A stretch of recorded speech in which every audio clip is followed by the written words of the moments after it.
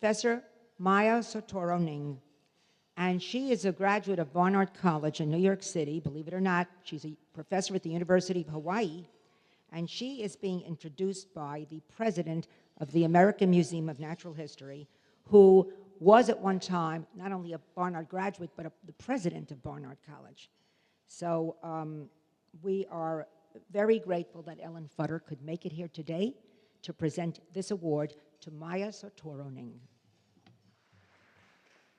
Thank you very much, Paula, who, by the way, happens to be a Barnard graduate. I mean, let's just get them all in. And there's several others in the room, Meryl, etc. We're a very proud bunch, as is everybody in this room, and it's a delight to be here with a room full of education professionals. And before I proceed directly to my happy task this morning, I just also want to congratulate all of the honorees and to say that I and the museum have had the great pleasure of working with several of them, certainly Carmen and Meryl and David, and it's made all the difference for our institution.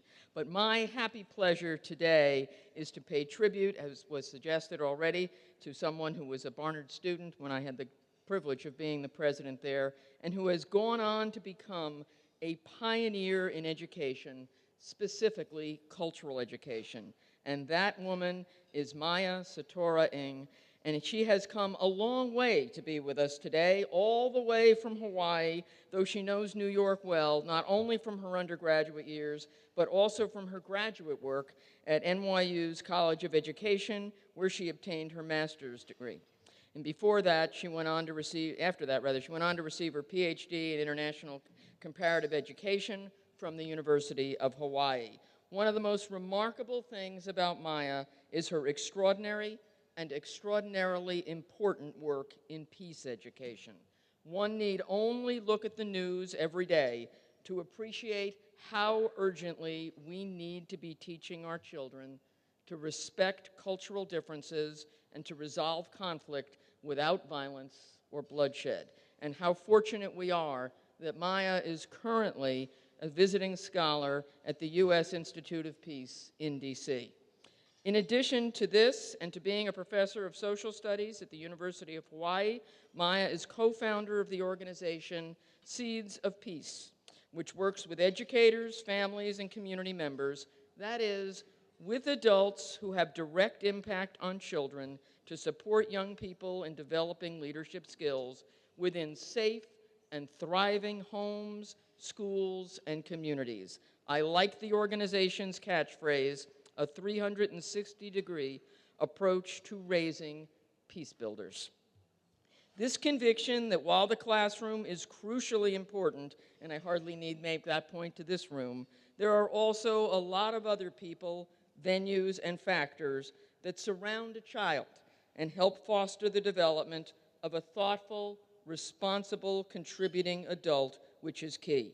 And Maya also co-founded the nonprofit Our Public School, that works to build bridges between schools and their communities. Of course, as accomplished as she herself is, Maya also has some significant relatives.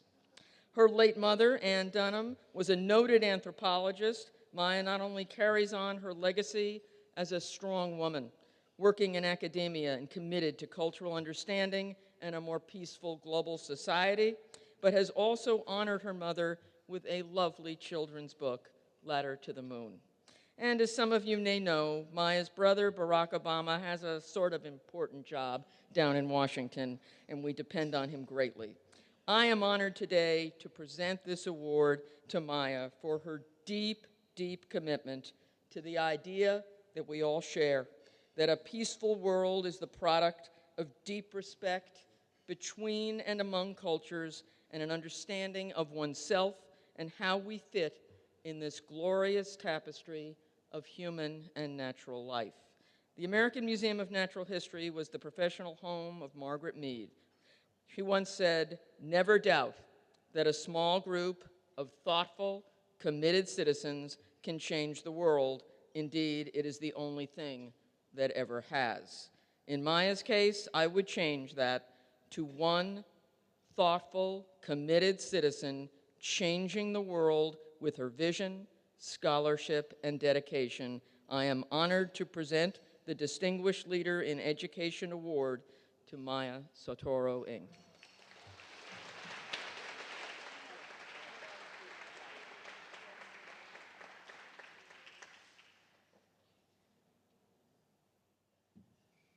had no idea I was getting an award. I thought I was just giving some welcome remarks from the perspective of a teacher. So I thank you very much for this, and I appreciate so much, Dr. Futter, that you mentioned my brother last rather than first, as is normally the case. So I do like him and appreciate seeing him on the cover. But it is a real honor to be here. I actually didn't have the privilege of graduating from Barnard because I went back to Hawaii and looked after our grandfather, but I did attend Barnard for 2 very important years, and I did get my master's here at NYU, and then this was the place where I began my teaching career on the Lower East Side of Manhattan in this alternative public middle school. And New York was a real trial by fire, but it was also a wonderful learning ground, and it was a place of connection and community, and it was the place that helped to set the standard for me for what a strong community education was. We at that school would have these town hall meetings where we built community every morning by speaking to one another about the things that mattered most to the students and the community at large, and looking at social justice issues and service projects. Every Wednesday, the students decided on service projects, which ranged wildly and widely from, working with younger kids to help them with learning to read, setting up some of the first recycling projects on in the projects in the Lower East Side, and working with homes for the elderly. And we had this project called Lots and Lots that transformed an abandoned lot next to the school into a community garden. And everyone participated in that. There were, the science teachers took care of the composting and the solar panels, and the English teachers created poetry that was hung in the garden. And the community really came in and was very much a part of all of the work that we did. And we got the students out into the community. And that bridge was essential and is the strength of so many of the New York schools here, and I think is the powerful part of what is behind the success of all of the teachers being celebrated here. But Dr. Rosen asked me to think about the teacher who made the most difference to me, and I have to say that it comes back to the mother who was mentioned and is the subject of that children's book, Ladder to the Moon. Our mother homeschooled me and homeschooled my brother, quite famously early in the morning. I think in his book, he complained to her one morning about having to get up so early, and I think her response was, this is no picnic for me either, but she would homeschool us both in the morning and then go out into the field. And her homeschooling was aided, in my case, by a group called Calvert. It was a correspondence course from Maryland. Have any of you heard of it? So this big box of pens and papers and protractors and calculators and so forth and wonderful books would come every quarter or semester, and I'd open it up and it was like Christmas.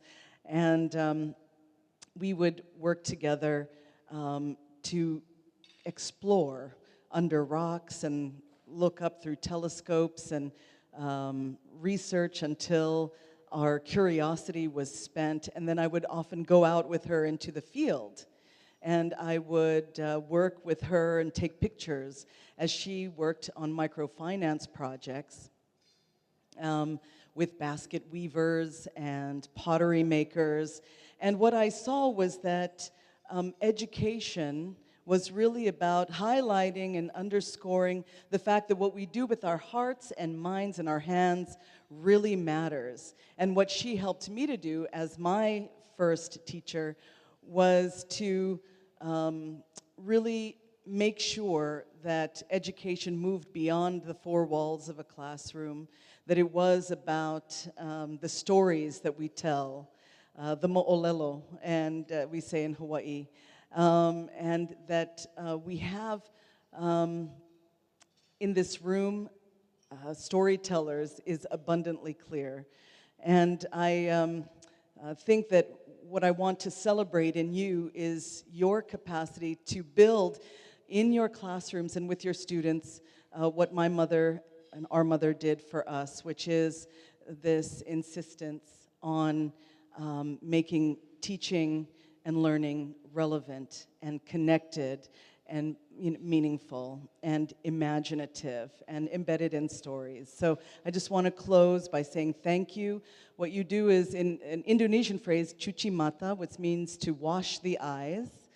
It's a good one, I think, and it refers to the fact that what you do as teachers helps students to refresh their gaze, see themselves differently, and to get a new lens on the world. So congratulations, all of you, and thank you so much for having me. Aloha.